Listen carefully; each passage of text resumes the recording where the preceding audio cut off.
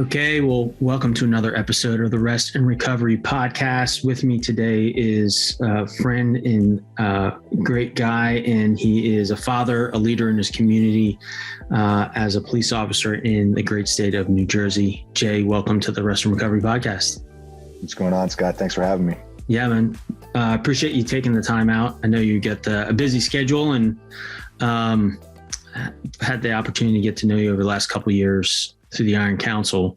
And, really interested to get your perspective on, this is the Rest and Recovery podcast on, life as a first responder and managing those aspects of life, which is probably a little more unique than many other careers. For sure. Yeah. I mean, it's just the nature of shift work, any kind of, it's not necessarily first responder. There's plenty of people that work shift work, but the rest and recovery obviously is always very important, but it becomes a little harder to navigate when you're working shift work and you're not living by that natural circadian rhythm. Yeah. That you're used to living by. Yeah. And you have an extra layer to that as a father. You have how many kids again? 5 kids, 3 boys, 5. 2 girls. Oh, wow. I've got 3, so a couple more than we do, but both you and your wife are quote unquote in the business.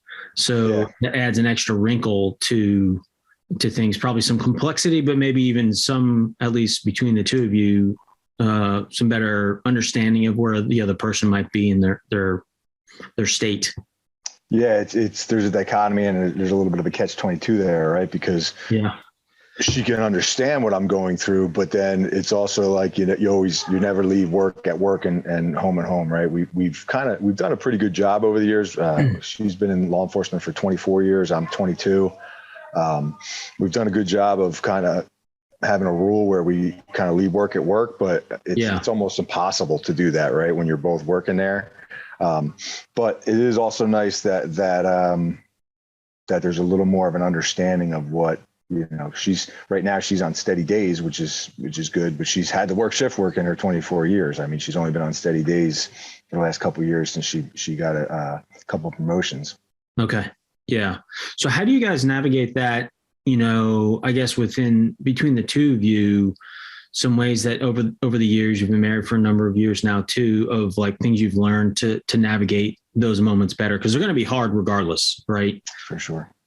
Yeah. So she has been very good at managing. So I've always kind of been, even when she was working shift work, in the beginning we were both on afternoons, no kids. It was a little easier to navigate shift work. And just in general, I've noticed as I age, shift work gets harder. Yeah. I hate to be that guy, but the reality is it's true. I just recently got promoted to lieutenant, and as the junior lieutenant, I had to go back to midnights for a couple months. And luckily it was only a couple months, but I struggled those 2 months. It was November and December, and just started this last week on afternoons. So, which is a little bit better. But congrats on the promotion. Thank you. So as far as, my wife has been real good over the years because she has the seniority. She's been on days, even when she was working shift work for a long time. And she's always been really good at navigating our home life, so that, when I was working midnight, she was real conscientious about keeping the house quiet during the day so I could get some sleep. And it's just about, like anything else we do in life, it's about being intentional, right? And she's been real good with, where I kind of fail, for lack of a better term, is that intentionality, right? You work midnight shift, and then you come home and you feel like you got to get some other stuff done, and you're maybe not prioritizing sleep. And she's been real good at like, hey, you need to get to sleep and get some sleep, So in that sense, she's been a huge help in managing it for me, and when we were both on shift work, it was just, there's been times in our lives where we had to, because we work for the same department, we're not allowed to work the same shift, understandably, right? There's some concerns for God forbid something happens on the shift and we both get hurt, now you got 2 parents out. But we've been real good at, managing that. And there was a time where we work A side and a B side. I'd be on one side, she'd be on the other side, and we'd have no days off together. Oh, wow. So it's like ships passing in the night kind of thing. It really was. And, you know, in some way, like, if I recall correctly at the time, there was childcare issues. So, you know, one of us had to be off when the other one was working. So, yeah, I mean, and that puts a strain on your relationship too. And it's not just, working opposite sides. Just, again, that's another kind of detriment to that shift work is even if you aren't working opposite sides, you know, if I'm sleeping when my spouse is, when Tara's up and vice versa, it's still like, even though you're working the same side, you're still like ships passing in the wind. So yeah, it's not an easy thing to navigate, but again, it comes down to intentionality. yeah. Was there something else?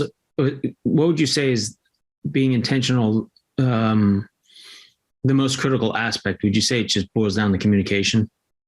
Oh, sure. Yeah. Yeah. I mean, I what I've come to learn over the last, you know, 4 or 5 years of really digging deep in this self-development, kind of being a better man, is that you can solve most problems with communication.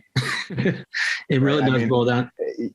That's really what it boils down to, whether it's your relationship at work. Almost every time I've hit a wall, when you really, you know, reverse engineer it, it comes down to a lack of communication or a miscommunication.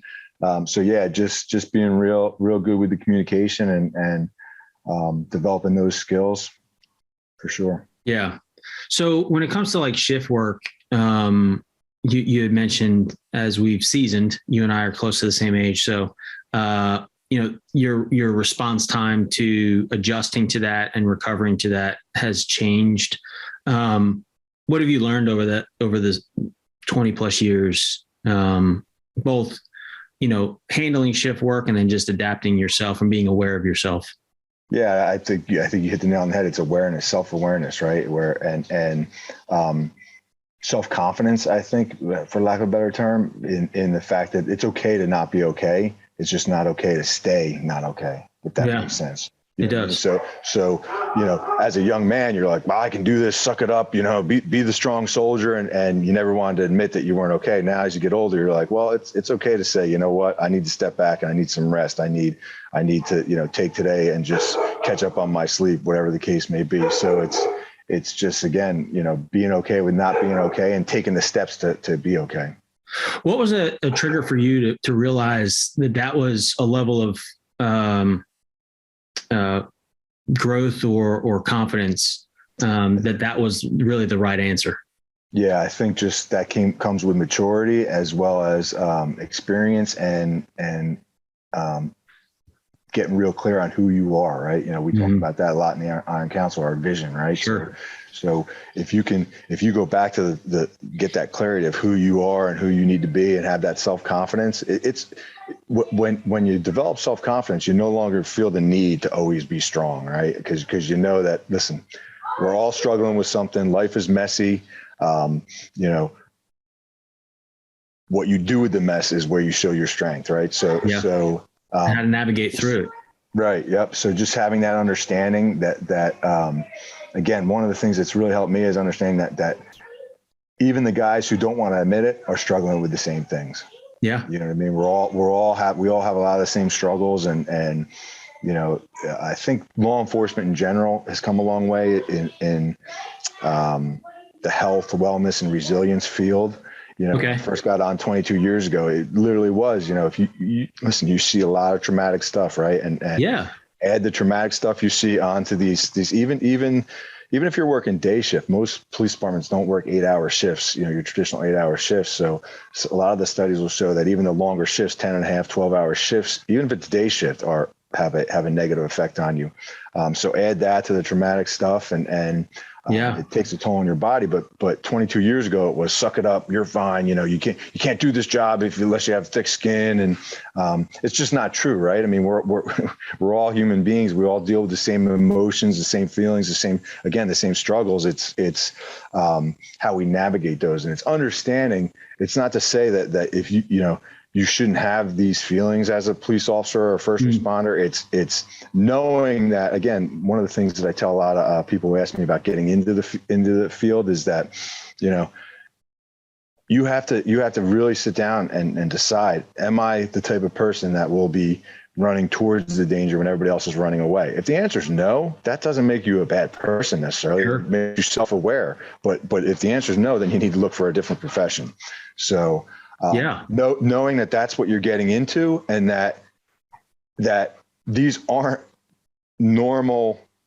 Well, these types of situations aren't what most people are dealing with, right? So you should have some sort of reaction, right? What I always say is, if you're not feeling some sort of way about these traumatic things we're going through, then you're probably a sociopath, and maybe we should be looking at getting you out of law enforcement, right? Like, if you don't, it's not that, like, listen, one of the worst calls for me is going to, like, a child who has passed away or died, right? And if that doesn't affect you, then there's a problem. But you have to be able to work through those emotions while you're on the call.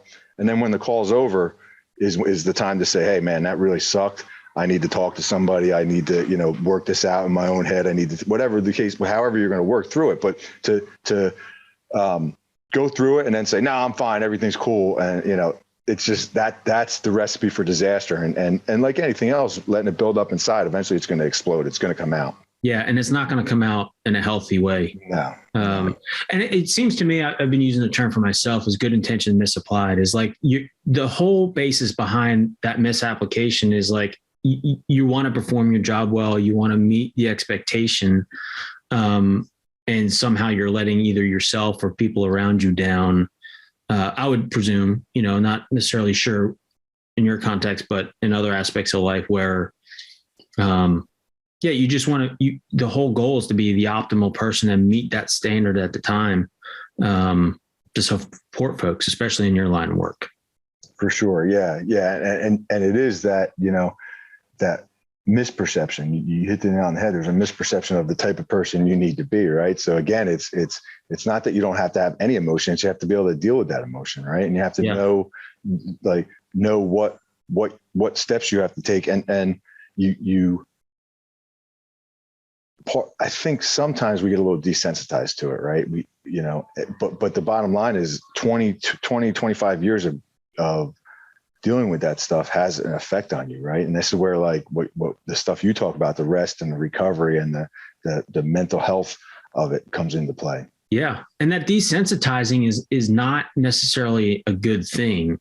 No. It's kind of what you pointed out, I think, is, and we talk about this a lot in the Iron Council and other areas of stoicism, is like, it's not the cutting out of emotion, it's managing it so that you can, in that moment, you need to be strong for that parent or whoever that you're giving this terrible news to. But then at some point you yourself have to handle that trauma as well, because you were part of it. Maybe it wasn't your child or sibling or spouse, but you're associated in that moment. For sure. Yeah.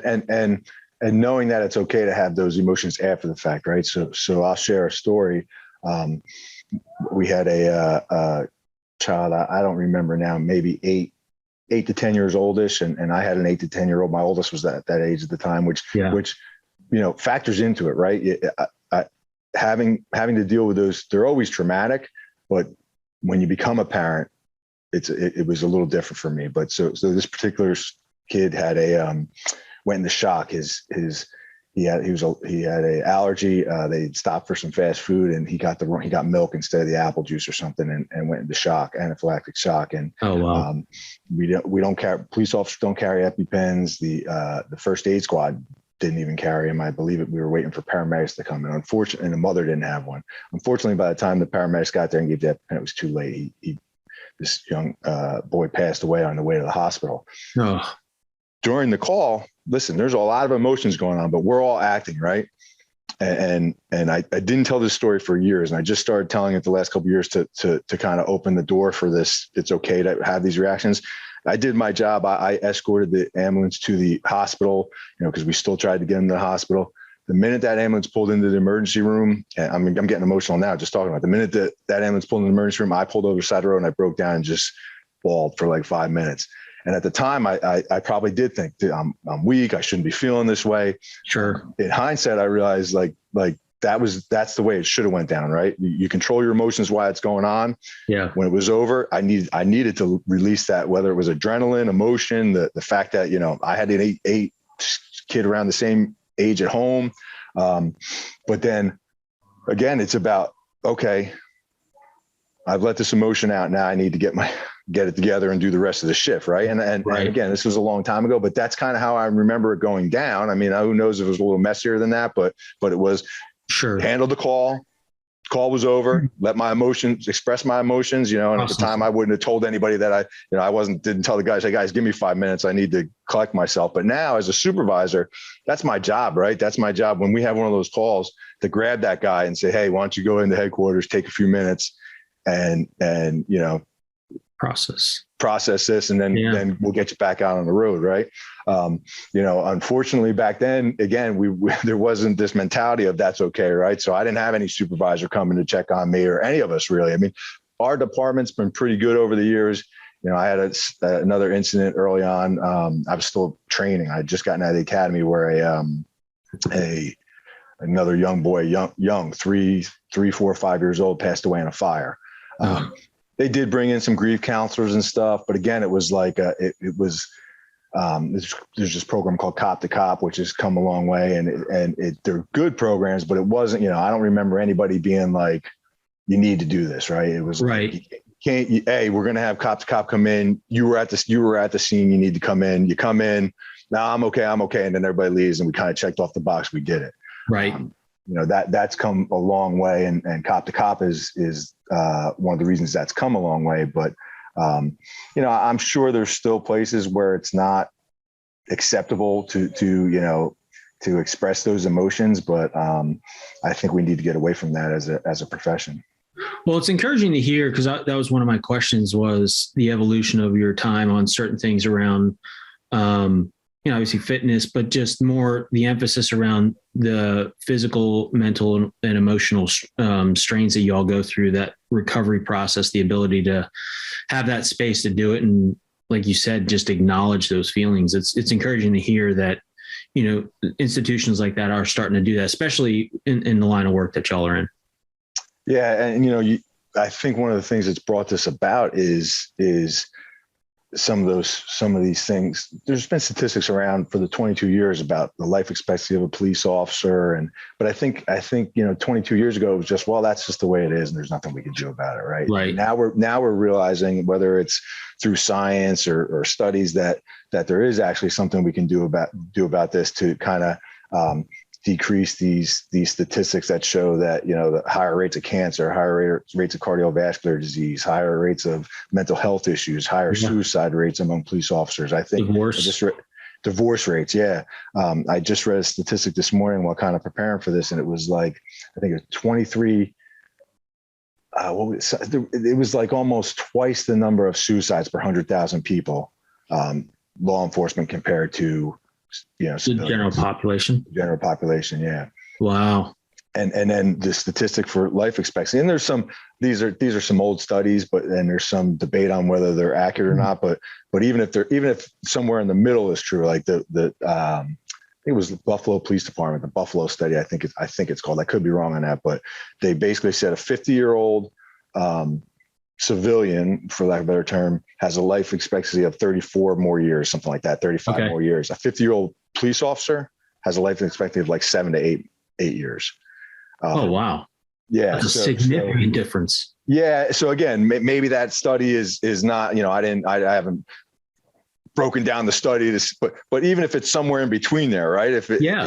And then there's statistics about, like, the average retirement is for a police officer is 18 months. They retire and they live another 18. So another year and a half they live. Right. So that's not very, very encouraging. Right. So again, even if that's a little extreme, the point is that the stress that the day in and day out stress of the job has affected the health, physical and mental health of the people doing it. And I think it's our job as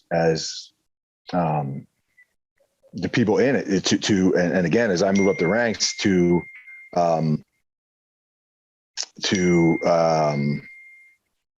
do what they can to alleviate that, to help that. Right. And I think some of these things that you talk about on the Rest and Recovery podcast is exactly what, I mean, yeah, maybe you're not always directing it towards first responders, but it's certainly techniques that we should all be practicing. Yeah. I mean, as I've learned from my own burnout and my own way of life, and, there's definitely some foundational principles and tactics that people can use regardless. And then obviously, prescriptive based on doing the shift work. It's much more, but I like what you were saying about, I wrote down the word empowerment.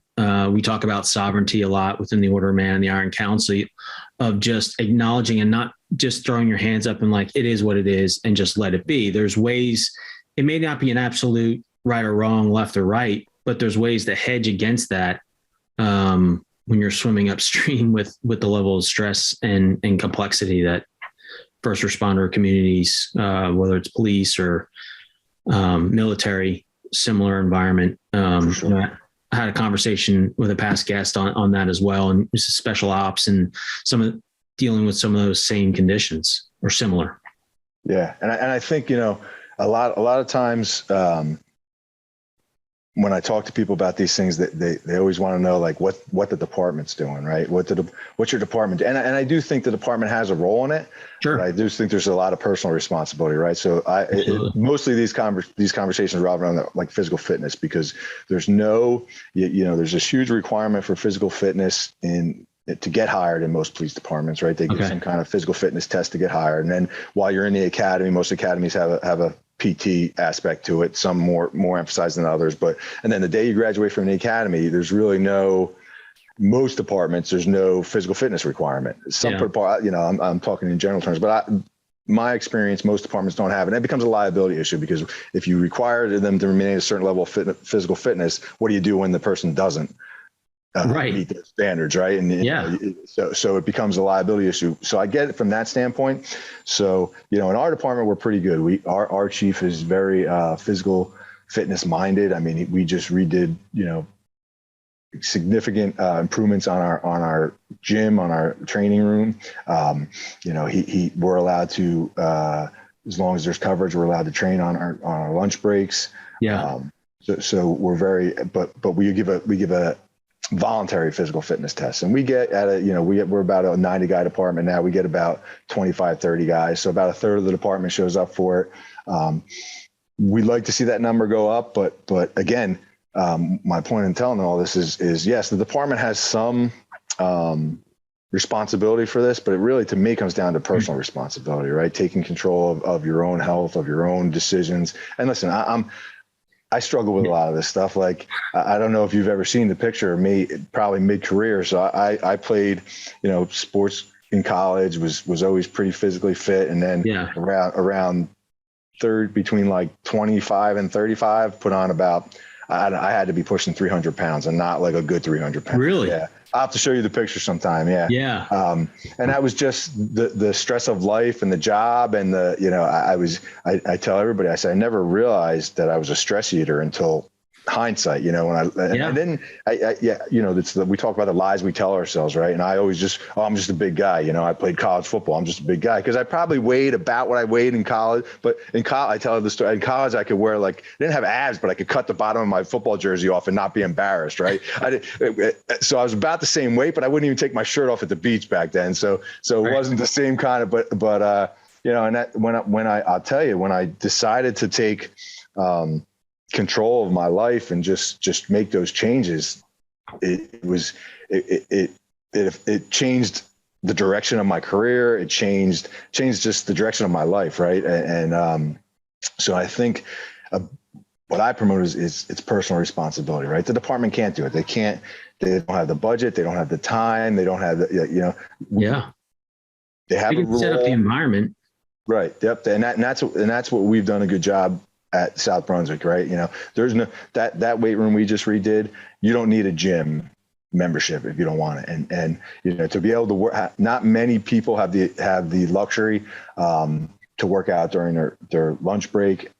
Certainly not necessarily in a first responder type situation. I mean, obviously we're subject to recall. We have to have our radios on so that we know if something goes down. That's just in general for our lunch break, but it's a nice advantage to have it. And, anything the department can do to facilitate that. But again, we're not forcing anybody to get in there. So you still have to have that motivation or discipline to get yourself in there. But, you control, like you said, about you control what you can control, and the department can only do so much. Well, and I think it kind of touches on what you're saying earlier too, on being a supervisor or leader. As a leader, you set the environment to create the culture you want, and it's going to take time. That's the tension, even within yourself on that sovereignty piece, the culture within yourself about, walking in integrity of building that over time. And that, it's interesting that I've seen it in my own life and in other areas where, you prepare to get into something with the right daily habits, and then it stops. And it's like, you got into the police department with these requirements, but once you got in, it drops off, and it's figuring out how to make it more of a lifestyle than an event. For sure. Yeah. Yeah. And again, it's, I don't want to say it's easier, but the challenges of shift work make it easy to fall into the bad habits. I mean, there's no doubt in my mind that one of the reasons that I and to this day I struggle with my nutrition and is because, after working when I was on midnights, forget about it. I was never catching up to sleep. But even after working a 10.5-hour afternoon shift, right now I work 2 to 12:30. When I get home at 12:30, if I don't show a little discipline, I'll eat everything that won't run away from me. You know what I mean? So those kind of things and a lack of sleep. I mean, for anybody will inhibit your appetite control, right? And your ability to have kind of having a mental hiccup, the mental fortitude to make the better decision. Yeah. Right? Yeah. I mean, for sure. Your cognitive abilities, your ability to reason even goes down with the lack of sleep, which is, it's a small problem, I guess, relatively speaking, when it comes to your nutrition. It's a huge problem when you're out and you have to make a split decision second on in a life or death situation. Right. Yeah. And are you prepared to make that? And that's, all the things we're talking about are preparing you to be optimal for that moment, whether it's, having that conversation and responding to your child well, or your spouse well, even when you feel like crap or tired or irritable. Or like you said in your career, to be able to make that split-second response time. If you're not getting the optimal rest and nutrition, that little compounding interest, whenever that moment comes, hopefully you can respond well, but not put yourself in a position for it. Yeah. And not to go down the political road, but if we truly want to do better as police officers, these things are important, right? These are the things that we need to discuss and because, listen, bad people unfortunately slip through the cracks and become police officers. We do a better job we can maybe do a better job of screening those people. But the bottom line is like what you're saying with the nature of the work, if you get a guy who's sleep deprived and a supervisor who's not paying attention to it, well, he can make some bad decisions, and good people make bad decisions. Yeah. Right? And so if we're going to do better as a profession, these are the things we need to be talking about. And understand, and being able to, I think for me individually, and we kind of touched on it once, is self-awareness, but the assessment piece on the front end of yourself. And sometimes you don't know until you get there, is how you're going to respond to a circumstance. And if it's not the optimal response, then something needs to change. And to your point, it may be the hard change of maybe this is not the career for you. Or it's just, what are the other things behind it leading up to that? How's your family life? How's your sleep? Maybe they were involved in a traumatic circumstance. Because there's all kinds of studies that show, those types of things, that neurological response time is going to diminish over time. Yeah. And I would say you never know how you're going to react until you're in that situation, right? No matter how much you mentally prepare. And I talk about this a lot. I used to do a lot of the training for the department, and even as a supervisor, is you always got to mentally prepare, right? When I'm going to a call, I don't know everything that's going to happen when I get there, but I'm thinking as I'm going there, I'm not just, listening to music or a podcast. I'm thinking about, okay, this is what I know has been dispatched, which isn't always right, but if this happens, I'm going to do this. And no matter how much you mentally prepare, you never know until you're there. Right. And you're absolutely right.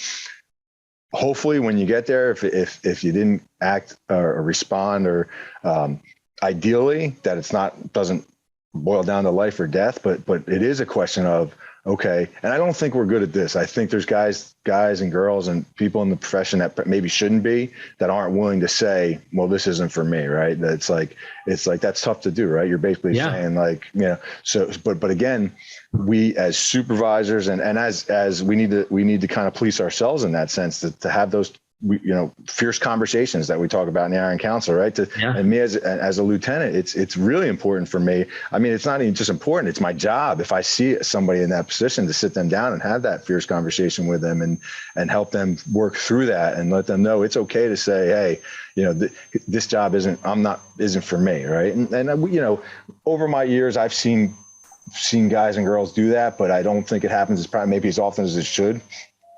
Yeah. Well, like you said, it's a hard thing to do, and how have you had the opportunity, not to put you on the spot, to do that? Like, how do you navigate that when it comes to having that discussion with them? Is it something where, well, I'll leave that the answer to you. It's just being as straightforward as possible. Right. If you're going to have examples of times where, again, you have to decide, is it and I always get this wrong, but I'll get my point across. Is it a mistake of the heart or the mind? Right. If it's a mistake of the heart, we probably can't fix that.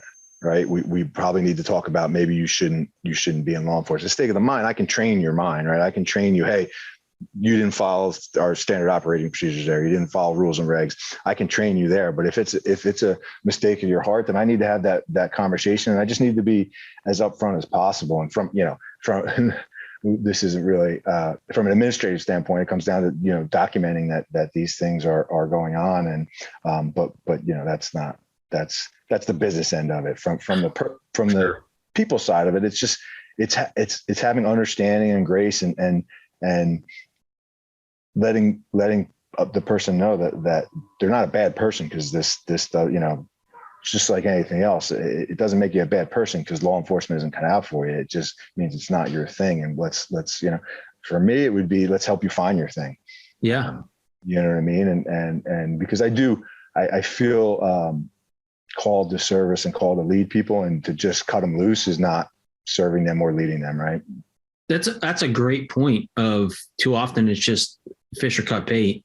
Yeah. Well, where's the progression process to help equip them? Because the individual went down a path because they thought it was the thing they wanted to do. And then, like we said, you don't know until you get there and realize it's not the optimal thing for you. But then now you're at a loss. You're probably feeling rejected too. So you got all this mental thing, self-talk. Who knows what that state's like? PS sleep and recovery helps with those types of things, to think through where you are and work through that emotional aspect of it. Yeah. And I do think,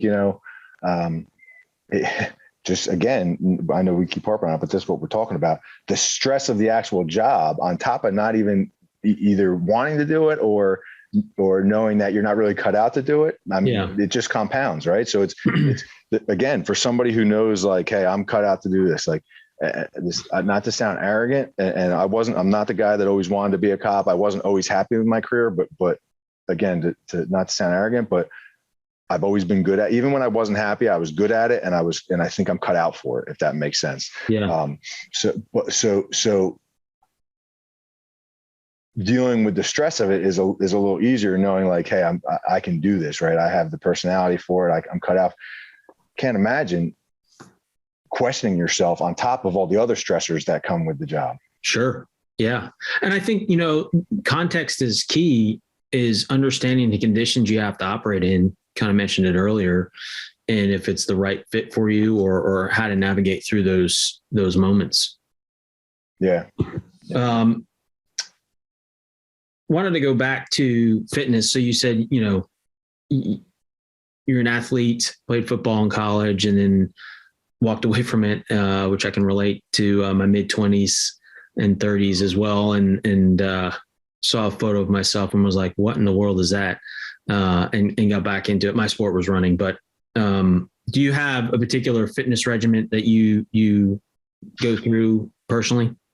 So I wouldn't say I have a particular, like right now I'm just starting training for a triathlon. I'm going to do my first triathlon. So that Awesome. my training, my training for the next 6 months is going to look a lot different than what I've done in the past. Right. Sure. But typically, a lot of strength training. I'm a big fan of rucking.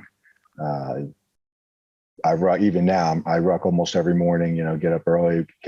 So I do my 3Ms in the morning: movement, mindset, and mastery, right? So movement's the rucking, mindset is usually reading from the Daily Stoic, and then mastery is, reading at least 10 pages from whatever book I'm reading at the time.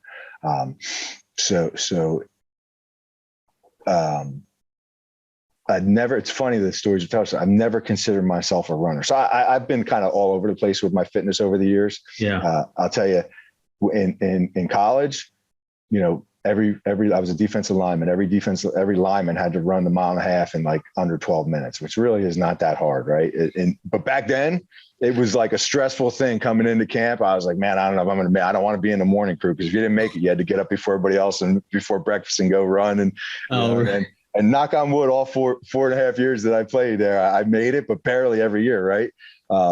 Then I get into the academy and we're running every day. Right. And it's all relative. Right. So get out of the academy and I'm doing like 5Ks here and there with some friends and thinking like I'm doing 5Ks. Right. And it's thinking that's a long distance. Right. So sure. now, fast forward 20 some years, and, I've done marathons. I've getting ready to do this triathlon. So, it evolves.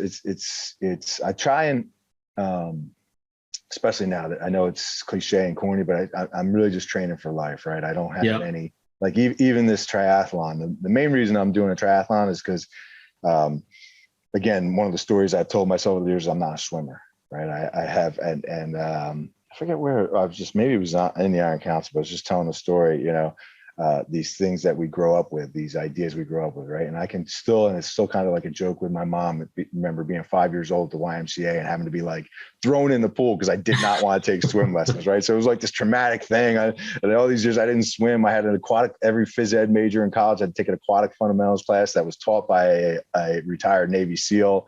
Oh, wow. I tell the story. One of the things to pass the class is you had to swim 500 meters, right? I was still like doggy paddling my 500 meters when everybody else was like changed in the bleachers waiting for Jay. I was literally the only one in the pool. So all these years, I'm not a swimmer. So I took my first swim lesson last week, and awesome. So my goal, it's just this one in July is just is an Olympic distance. So it's just under a mile swim. I'm contemplating doing the Atlantic City half try. The 7. Oh, wow. Awesome. So we'll see how that's in September. I want to see how these swim lessons go, and I'm going to do. So it's about challenging myself. It's challenging the stories I tell myself. One of the similar thing, not physically, but I went back about 11 years ago now and got my master's degree because I never took school serious. Even in college, I just did the bare minimum to be eligible to be on the football team, and something that I just kind of, in hindsight, wasn't proud of. Wasted a lot of time and money being in school. I mean, I enjoyed playing football. I wouldn't give it up for the world, but I wish I got paid a little bit more attention to my education. So anyway, I went back and got my master's just to prove to myself that I could get good grades. I got it in exercise science. I haven't done much with it. That was, I kind of thought maybe my act 2, my second career would be as a strength coach. I don't know if that's going to happen or not. We'll see as we're getting closer to retirement. How far are you away? 3 years. Oh, wow. That's not too far. No, it'll those 3 years will probably go faster than I would think. Yeah. So yeah. I didn't know you could retire at 30, but yeah. I wish, but yeah, so to answer your question, it changes all the time depending on kind of, I usually try and pick some things that to keep me motivated. So right now it's a triathlon. So I'm doing a lot. I'm just literally just started last week. I hired a coach. And good. Yeah. Yeah. Actually, Paul Fremel, I think I'm saying his last name, from the Iron Council, his wife, Courtney, recommended this online coach. So I signed up with him. Oh, cool. That's awesome. Yeah. Well, congrats. That's awesome. I've done a few triathlons a few years back and they're a lot of fun. And I really like what you said about, I'll call it the I'm nots, right? The negative narrative, we tell ourselves that we're not something, for whatever reason, fill in the blank. There could be a number of reasons. Like you said, the traumatic experience as a 5-year-old or something, somebody in your family told you and spoke over. And I like that you've done that a couple of times now to challenge yourself to break that negative narrative. Yeah. And I think that's exactly what it is. Right. And now one thing I've taken to is the yet to all those things. Right. I'm not a swimmer yet. I can't do this yet. Yeah. The not yet. Yeah. So I like it. I mean, it's just a mindset shift. Right. And again, we can talk ourselves into anything. Right. I really, and good or bad. Right. Yeah. Good or bad. Talk ourselves into anything, talk ourselves out of anything. So I think it's just challenging those things. And that's just something, I'll be honest with you, that I've learned just in the 3.5 years in the Iron Council. I tell everybody, I've been in the self-development, my entire adult life. I mean, even in high school, but it was mostly revolved around sports and physical fitness. But, all these things that we study and we talk about, I've heard, but until you start actually taking action on them, they don't become part of you, right? Right. It's like you know them in your head, but when do you know them in your heart? And honestly, it took me 25, 6, 7, 30, almost 30 years to get them in my heart. And now they have become part of who I am. I can totally relate to that because I definitely overconsumed. And I think it's kind of that consumerism where like it tricks your brain that consuming all this professional development stuff, it's like candy because you think you're doing the work because you're doing work to learn it, but it's never applied. And if it doesn't get applied, like it's just mental gluttony. Yeah, for sure. Yep. Well, do you have any habits that you use for kind of your wind down to kind of get yourself ready for sleep or? No, to be honest with you, I'm terrible with that. A lot of times I'll fall asleep. I'll be honest with you, I fall asleep on the couch in front of the TV. You know what I mean? And it's not ideal, right? And it's not, you wake up in the middle of the night and you're still laying on the couch and the TV's on. And when I'm doing it right, it's reading. That I'll go when I'm in bed at a decent time. And again, I haven't. The last November, December on midnights, I had 0 healthy habits or routines of sleep. On afternoons so far, I haven't. I haven't yet. Not yet. Created those habits, but I'm working on it. Right, and it's just it's being intentional. It's about I need to come home at 12:30 when I get off of work. Get to bed, maybe read for 20 minutes, half hour, whatever it is to wind down and be intentional with it. And other than that, I don't have any, I can give you all the recommendations. I'm sure everybody does on it, but I don't have any set routine right now to do it. But what I've found to be successful for me is a consistent bedtime and reading before bed. Yeah. Fiction or nonfiction? Nonfiction. I don't read a lot of fiction anymore. I'll tell you when I obviously I already told you I didn't take school that serious. I don't think I finished a book in high school or college cover to cover. I had a job when I first got out of college that was it was retail sales that was quite boring. If nobody came in, there was nothing to do. So the guy who trained me said, "Do you read?" I said, "No." He said, "Well, you better start reading because you got a lot of downtime here." And I, in the beginning, that was my journey into reading. And in the beginning, there's a lot of fiction, a lot of cop books and murder mystery and type. But in the last few years, I don't read much fiction. So it's mostly nonfiction, mostly, the stuff that we're reading in the Iron Council and those types of books. Yeah, I can totally relate to that. I'm not, was definitely reading. I'm not a reader. I don't like it. I would, whether it's falling asleep or get bored and forget the last 3 pages I just read. but I've definitely shifted over the last few years, in large part due to the involvement in the Iron Council, forcing that and creating those habits and getting past that, the I'm not statements about it. It's like, you are like, what are you judging yourself on? And I always thought, oh, I'm a slow reader. That was why, because I had these things that education wise, I thought I'm not smart. Well, that has nothing to do with it. Just read the dang book. Like, what? Nobody's counting the pages, or it's not a race to complete. Just keep going.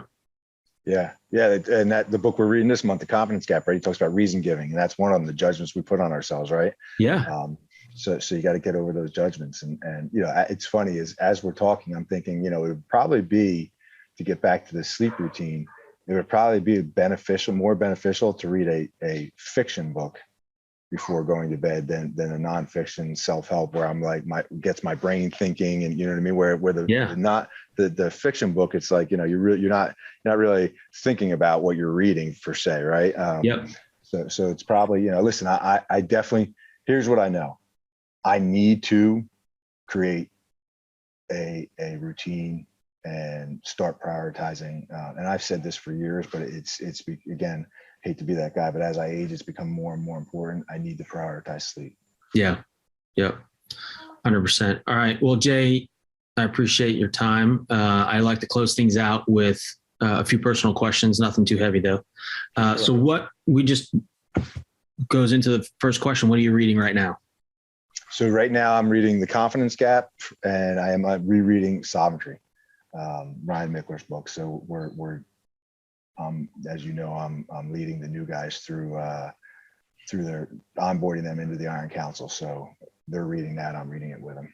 Awesome. And then I have, to be honest with you, this is probably not a good habit, but I'm also reading The Mission, The Men and Me. And I think it's Her Needs, His Needs book too, but they're like, if they're sitting where I am, I might pick them up and read them for a little while, but The Confidence Gap and Sovereignty are the two I'm focusing on. Okay, cool. All right. What are you listening to right now, be it music or podcast? Music. I listen to the Pandora 60s, 70s, 80s station is my go-to. And then podcasts. I just listened to your most recent one this morning on my ruck. Thank you very much. Yeah, that was a good one. And then a lot of Order of Man and a lot of Art of Manliness are my two go-tos. Okay. Art of Manliness. Yeah. I haven't listened to that in a long time. Yeah. He's got some good stuff. I really resonate with his stuff. And then, like everybody else, I get a Joe Rogan in there once in a while as well. And with the Joe Rogans, I try and steer towards the ones where he has like the doctors on and yeah. they're but yeah, they're my go-tos. Awesome. All right. Last one. What is your go-to rest and recovery method?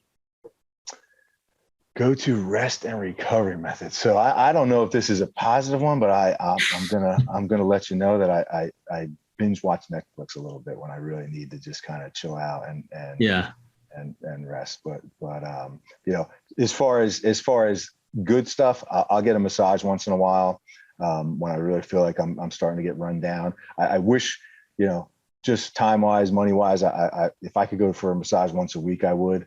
And so that massage is probably the biggest one.